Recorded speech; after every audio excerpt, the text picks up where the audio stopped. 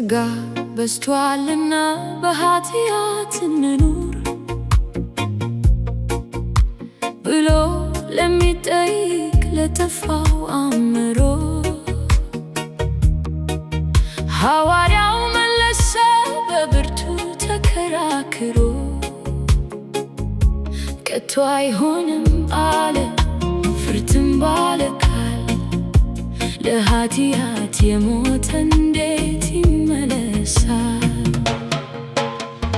በክርስቶስ ኢየሱስ አንድ ለመሆን ስንጠመቅ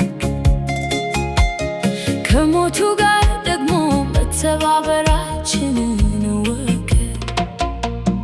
እሱ በአብ ክብር ከሙታን እንደተነሳ እኛም በአዲስ ሕይወት እንድንኖር ሳንረሳ አሮጌው ሰዋችን በቁስሉ ተከበረ። የኃጢአት ባርነት በዚያው አበቃለት፣ አከተመለት እያደረ። የሞተ ሰውማ ከኃጢአት ነፃ ነው። ሞት በክርስቶስ ላይ ኃይል የለውም ከእንግዲህ። አንዴና ለመጨረሻ ጊዜ ሞቷልና እሱ እዚህ። እኛም ለኃጢአት ፈጽመን እንደሞትን በክርስቶስ ግን ሕያዋን እንደሆንን ራሳችንን መቁጠር ማወቅ ይገባናል። ስለዚህ በሥጋችሁ ኃጢአት አይንገሥባችሁ፣ ምኞቱን ለመፈጸም አትገዙለት ከእንግዲህ።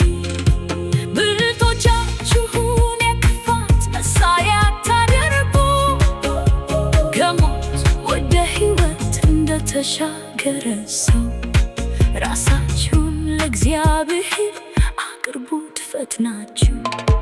ከበታች አይደለንም ያለነው በጸጋ። ይህ ማለት ግን አይደለም ኃጢአትን መጋበዣ።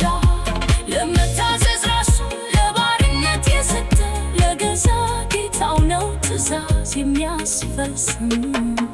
ወይ ወደ ሞት ለሚወስደው ለኃጢአት ባሪያ መሆን፣ ወይ ወደ ትግል ለሚያደርሰው ለመታዘዝ መገዛት።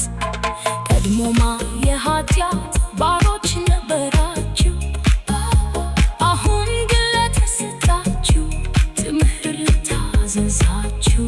ከኃጢአት ነፃ ወጥታችሁ በክርስቶስ ደም የጽድቅ ባሪያዎች ሆናችኋል ለዘላለም። የዚያ የቅድመ ሕይወት ፍሬው ምንድን ነበር? ውጤቱ ውፍረት ነው፣ መጨረሻው መቃብር።